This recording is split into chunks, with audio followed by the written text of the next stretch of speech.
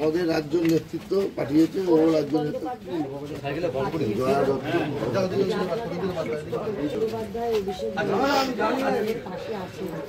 SR করে যদি BJP মনে করে যে বৈধ ভোটারদের নাম বাদ দেবে, কোনোভাবেই পারবে না। আপনাদের কাছে সাথে আমাদের বিএলও থাকবে, ওই ফর্মটা তাহলে তুলে নেবে না, ফর্মটা ফিল আপ করতে হবে মাস্ট। কি অসুবিধা ছিল? আমার তো এসব জানিও না, আবার যাকে তারা তো লিখে রাখবে, সেই ভয়টা কাটা না যায়, কোনো নাম কাটা যাবে না। আমি সারা বছর একই জায়গায়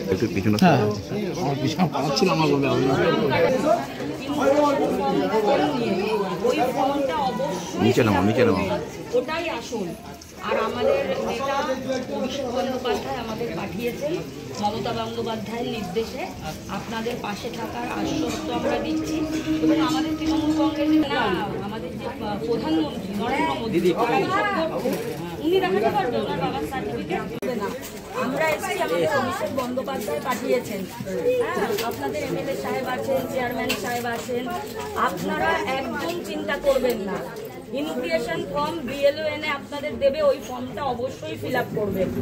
আর বিজেপি যেই চক্রান্ত করছে যে ভোটারদের নাম বাদ দেওয়ার, সেটা সম্ভব না, কারণ অভিষেক বন্দ্যোপাধ্যায় লড়াই করছে, আগামী দিনেও করবে।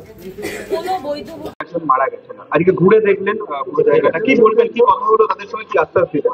ঘুরে দেখলাম এবং সকলের সাথে ইন্ডিভিজুয়ালি কথা বললাম এবং সকলকে আশ্বস্ত করার কোনো বিষয় না, কারণ আমরা কনফিডেন্স, যেহেতু আমাদের সর্বভারতীয় সাধারণ সম্পাদক অভিষেক বন্দ্যোপাধ্যায় অলরেডি বলেছেন যে কোনো বৈধ ভোটারের নাম বাদ যাবে না। সুতরাং যারা বৈধ ভোটার, বিজেপি যদি মনে করে তাদের নাম কোনোভাবে বাদ দেবে এসআইআর এর মাধ্যমে, কখনোই সম্ভব না।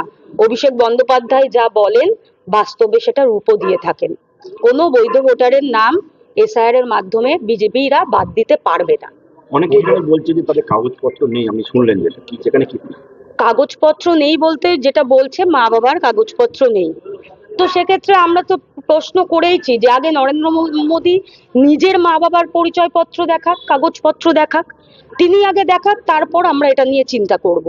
কিন্তু আগে যুগে কাগজপত্রর এতটা কি গুরুত্ব ছিল আমাদের কাছে?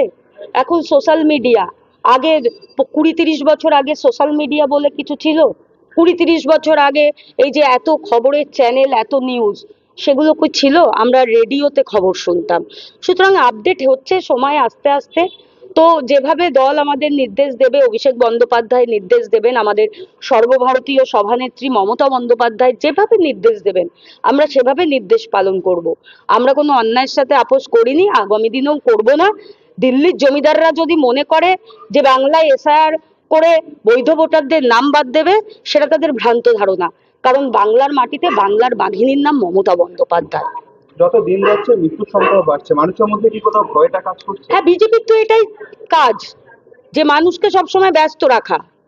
আজকে নোটবন্দির নাম করে, আজকে 2000 টাকার নোট বাতিলের নাম করে ব্যাংকে লাইন দিয়ে কত মানুষের প্রাণ গেল। এখন এসআইআর করে মানুষের প্রাণ নিচ্ছে। তাদের তো কাজই মানুষের প্রাণ নিয়ে ছিনিমিনি খেলা। তারা তো মানুষের ভালো চায় না।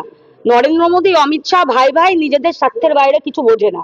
কিন্তু বাংলার মাটিতে আমাদের মমতা বন্দ্যোপাধ্যায় এবং আমাদের সেনাপতি অভিষেক বন্দ্যোপাধ্যায় বাংলার মানুষের কথা চিন্তা করে বলেই আজকে আমাদের যে দিদিটি মারা গেছেন, তাই সারা এলাকা পরিদর্শন করলাম, দিদিটির বাড়িতেও গেলাম এবং সকলকে আশ্বস্ত করলাম যে ভয় পাবেন না, দল আপনাদের পাশে আছে, অভিষেক ব্যানার্জি আপনাদের পাশে আছে।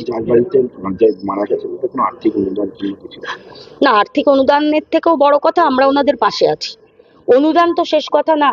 অনুদান আজকে 2 টাকা 5 টাকা দিলে কালকে শেষ হয়ে যেতেই পারে, কিন্তু সারা বছর তাদের পাশে থাকার অঙ্গীকার, এবং আমরা কথা দিয়ে এসেছি আমাদের সারা বছর সারা জীবন তাদের পাশে আমরা থাকবো।